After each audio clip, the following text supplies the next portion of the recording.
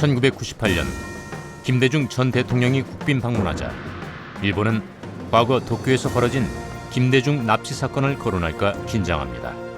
그런데 이번 나의 일본 방문이 이러한 양국의 국민적 기대와 시대적 요청에 부응하여 21세기의 한일 동반자 관계를 구축하는 튼튼한 조석이 될 것을 바람하지 않습니다. 50년도 안 되는 불행한 역사 때문에 1500년에 걸친 양국의 역사 전체를 무의미하게 만드는 건 어리석은 일이라 역설한 김 전 대통령. 일본이 화답하며 두 정상은 과거를 직시하면서 미래를 열어간다는데 의견을 일치합니다. 바로 김대중 오부치 선언입니다. 나는 파트너십 공동선언을 통하여 한일 양국이 단순한 양자 관계의 차원을 넘어 아시아 태평양 지역, 나아가서는 국제사회의 평화와 번영을 위한 동반자 관계로 발전하기를 기대합니다. 이후 양국 관계는 경제, 사회, 문화 등에서 비약적인 진전을 맞이합니다.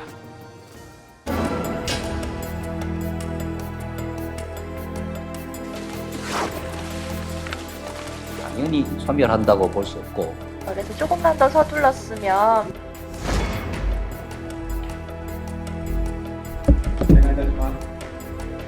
今回の処置というのは、技術管理を適切に実施する上で必要な日本国内の運用である。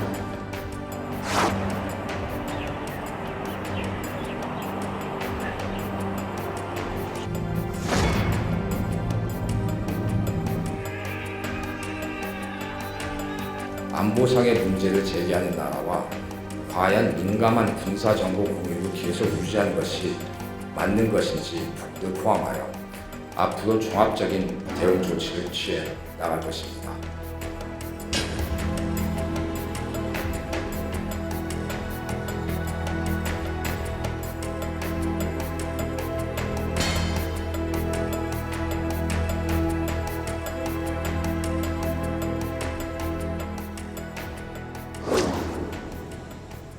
정부가 이달 6일 공식화한 강제징용 피해배상 해법은 이러한 상황을 타개하기 위한 일종의 고육지책.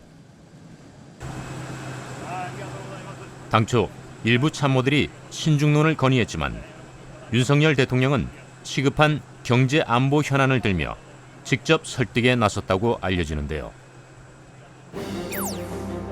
미래를 위해 정치적 부담을 감수하더라도 양국 갈등에 뇌관격인 강제징용 피해 배상 문제에 결단을 내린 것으로 풀이됩니다.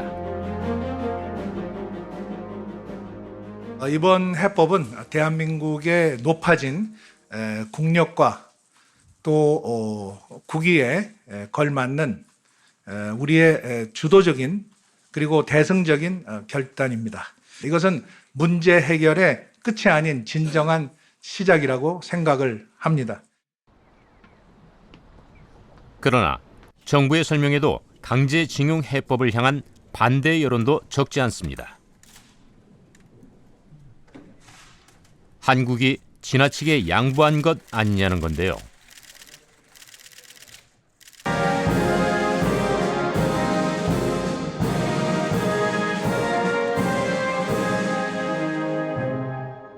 지금과 같은 세계적인 복합위기, 북핵과 미사일 위협 등 엄중한 안보 상황은 자유, 인권, 법치의 보편적 가치를 공유하는 국가들 간에 보다 더 강력한 연대와 협력을 요구하고 있습니다.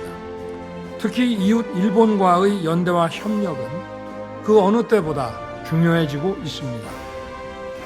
그래서 강제징용 문제 해법을 발표했고 한일 양국이 미래를 향해 함께 협력할 것을 제안했습니다. 정부가 공개한 강제동원 피해보상 해법은 제3자 변제가 골자입니다. 한국 대법원의 배상 판결에 대해 일본 정부가 절대 수용 불가 입장인 만큼 먼저 정부 재단 돈으로 판결금을 지급하고 향후 일본 기업이 기부 등을 통해 우회적으로 지원한다는 게 핵심입니다. 감사합니다.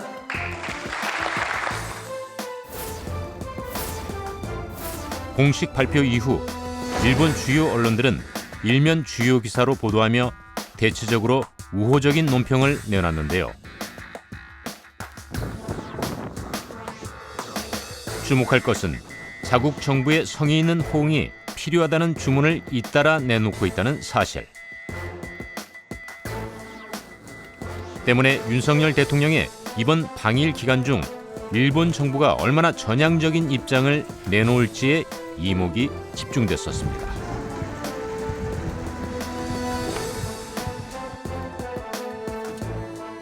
양 정상이 회담을 가진 건 지난해 9월, 11월에 이어 이번이 세 번째입니다.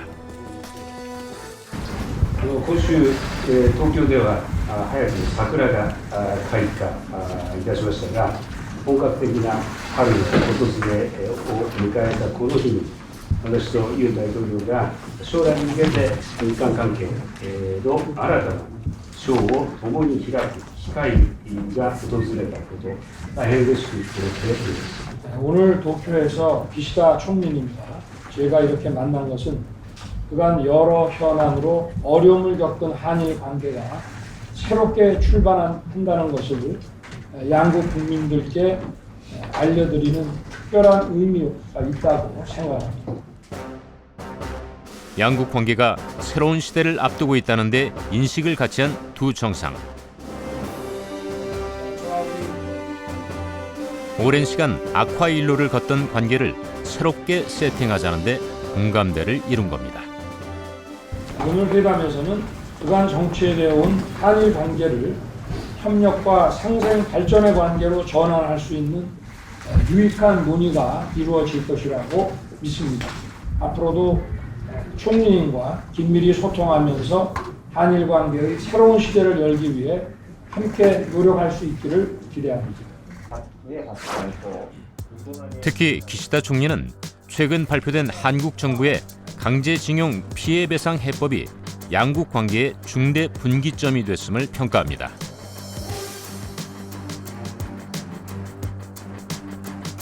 그러면서 과거사 문제에 대해 1998년 한일 공동선언을 포함해 역대 내각의 역사 인식을 계승한다는 입장을 다시 한번 확인합니다. 日本政府は1998年10月に発表した日韓共同宣言を含め、歴史認識に関する歴代内閣の立場を全体として引き継いでいることを確認いたしました。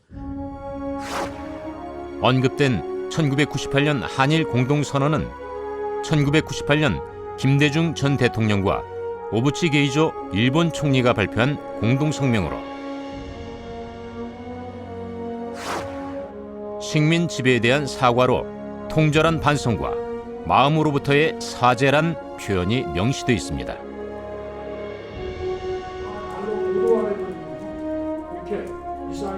기시다 총리가 김대중 오부치 선언의 계승을 재확인한 건 긍정적이지만 추가적인 언급이 없었던 건 다소 아쉬운 대목입니다.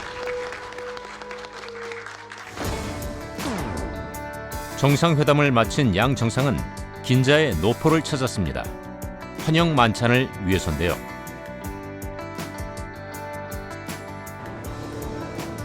통상 일본 정부는 이번 같은 실무 방문 시 총리 관저에서 만찬을 여는데 이날처럼 관저나 외무성이 아닌 조금 떨어진 장소를 택한 건 흔치 않은 일. 더구나 관계자 배석 없이 두 부부만 동반하는 만찬은 이례적인데요. 양 정상이 셔틀 외교를 재개키로 한 것도 앞으로 적극적으로 소통하며 신뢰를 다지겠다는 뜻으로 풀이됩니다. 저와 기시다 총리는 그간 얼어붙은 양국 관계로 인해 양국 국민들께서 직간접적으로 피해를 입어왔다는 데 공감하고 한일 관계를 조속히 회복 발전시켜 나아가자는 데 뜻을 같이 하였습니다. 앞으로도 우리 두 정상은 형식에 구애받지 않고 필요하면 수시로 만나는 셔틀 외교를 통해 적극적으로 소통하고 협력해 나아갈 것입니다.シャトル外交、再開で一致したわけですから、今後適切な時期の、訪韓を私としても考えて、検討するということになると思っています。ただ、今の時点で具体的な時期については決まってはおりません。 환영 만찬을 마친 두 정상은 걸어서 4~5분 거리에 있는 오므라이스 집으로 자리를 옮겼습니다. 1895년 창업한 이 경양식집은 윤 대통령이 일본에 왔을 때 꼭 가보고 싶다고 한 식당입니다. 이후 상의 재킷도 벗고 넥타이도 푼 두 정상은 허심탄회한 분위기 속에서 의견을 교환한 것으로 전해집니다.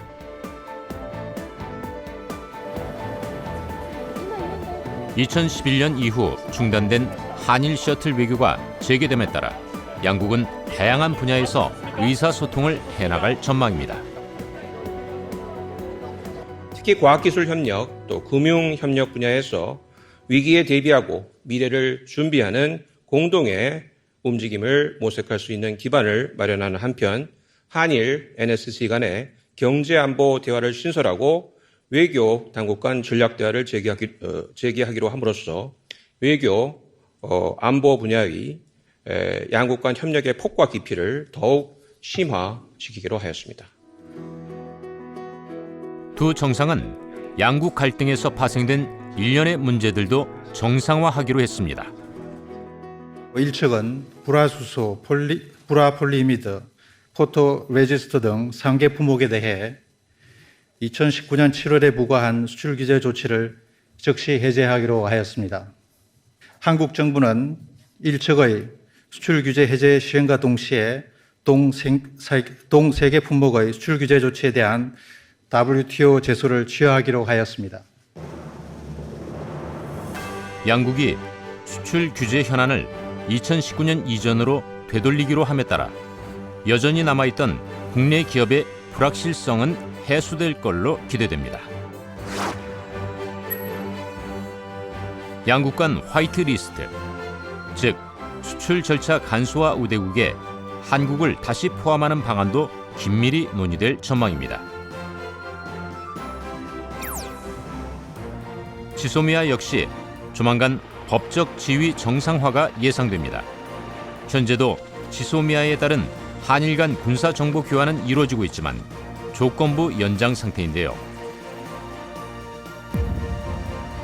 북한의 위협이 날로 높아지는 지금 엄중한 안보 위기를 타개하려면 한일 간 공조가 절실하다는 게 정상들의 인식입니다. 조금 전 정상회담에서 우리 지소미아 완전 정상화를 선언했습니다. 그래서 북핵 미사일의 발사와 항적에 대한 정보를 양국이 공유하고 대응할 수 있도록 해야 된다고 생각합니다. 今般のユン大統領の訪日は、日韓関係の正常化にとって大きな一歩となる訪日となりました。今回の訪日を契機として、信頼と友情が育まれ、日韓関係が大いに飛躍することを期待しております。 이로써 관계 정상화에 시동을 건 한일 양국. 두 나라가 미래를 위해 경제 안보 분야에서 진전을 이뤄냈다는 평가가 나옵니다.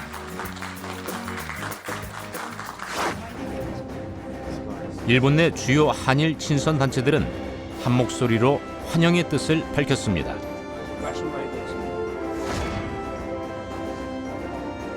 양국 정부가 관계 개선의 첫걸음을 뗀 만큼 한일 관계 개선을 위한 협력을 아끼지 않겠다는 말도 전했는데요.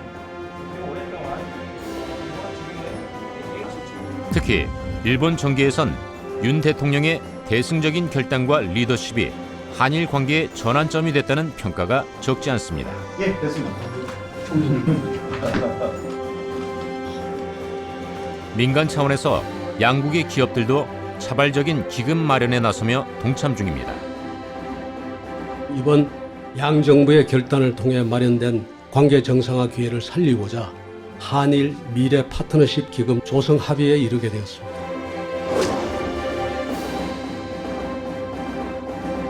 윤 대통령의 방일에 맞춰 한일 미래 파트너십 기금 조성 소식을 알려온 정경련과 일본 경제단체연합회 게이단네는 양국 경영계를 대표하는 단체입니다.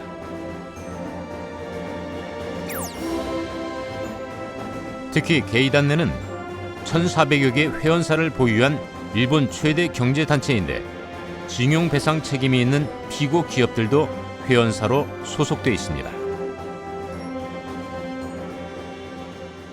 両団体は本パートナーシップ基金を通じまして政治、経済、文化等の各分野における研究や日韓が直面する共通課題の解決に向けた事業、未来を担う若手人材交流の促進など、二国間の経済関係の一層の拡大と強化に向け取り組んでまいる所存であります。 한일 재계가 마련한 미래 파트너십 기금은 양국의 미래를 담당할 젊은 인재 교류 등에 쓰이게 될 전망. 이런 민간 교류와 협력이 늘어날수록 양국 관계는 더 견고해질 수 있습니다. 특히 이 자리에 함께하고 있는 미래 세대인 청년 여러분을 위해서도 양국의 발전은 매우 중요한 일입니다. 청년 여러분이 다양한 분야에서 적극적으로 교류하고 소통할 수 있도록 양국의 정부 당국자는 물론이거니와 민간 분야의 리더들도 힘을 모아야 합니다.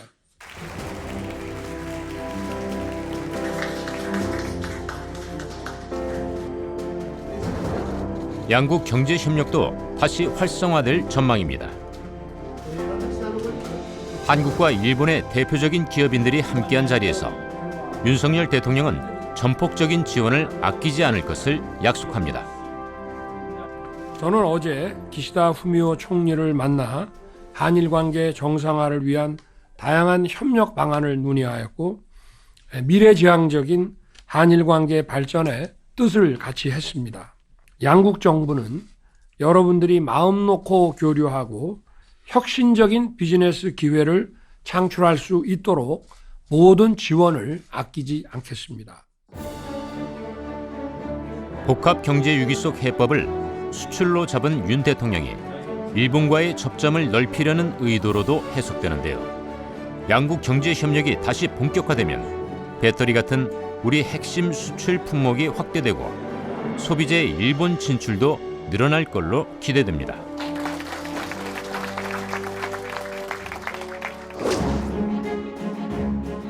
윤석열 대통령의 일본 방문을 계기로 조금씩 풀려가는 한일 관계.